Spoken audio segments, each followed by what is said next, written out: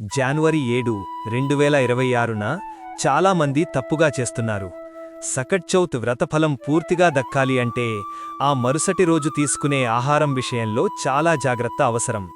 మీకు తెలియని ఒక రహస్యమేంటంటే సకట్ చౌత్ నాడు చంద్రుణ్ణి ఆరాధించిన తర్వాత ఈ మఘకృష్ణ పంచమి నాడు తీసుకునే మొదటి ఆహారంతోనే ఆ వ్రత నియమం శాస్త్రవితంగా పూర్తి అవుతుంది. కానీ సమయం చాలా కీలకం. ఇది బుధవారం కావటం వల్ల ఉదయం 7:30 నుండి 9 గంటల వరకు యమగండం ఉంటుంది. ఆ సమయంలో ఆహారం తీసుకోవడం శాస్త్రం ప్రకారం మంచిది కాదు. అందుకే జనవరి 7 ఉదయం 9 గంటల తరువాత మాత్రమే నువ్వులు కలిపిన ఆహారం లేదా సాత్విక భోజనం తినేసి మీ ఆరాధన ముగించండి. మొదటి ముద్దను తినే ముందు ఓం గణనాథాయ నమః అని స్మరించుకోండి.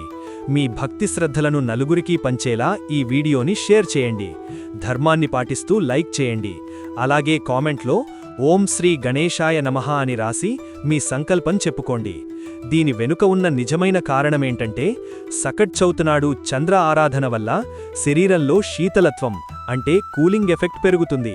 దాన్ని సమతుల్యం చెయ్యాలంటే సూర్యుని తేజస్ అంటే హీట్ బాగా వచ్చాక అంటే 9 గంటల తర్వాత ఉష్ణం ఇచ్చే నువ్వులు అంటే సెసమీ తినడం వల్ల శరీరంలో జఠరాగ్ని సరిగ్గా రగులుకొని ఆరోగ్యం మరియు మానసిక స్థైర్యం స్థిరంగా ఉంటాయి. ఆ విఘ్నేశ్వరుడి అనుగ్రహంతో మీ ఇంటిలో శుభమే జరుగుతుంది. మంచి కథలు మరియు దేవుడి విషయాలు వింటుండాలంటే ఈ ఛానల్ని సబ్స్క్రైబ్ చేయండి.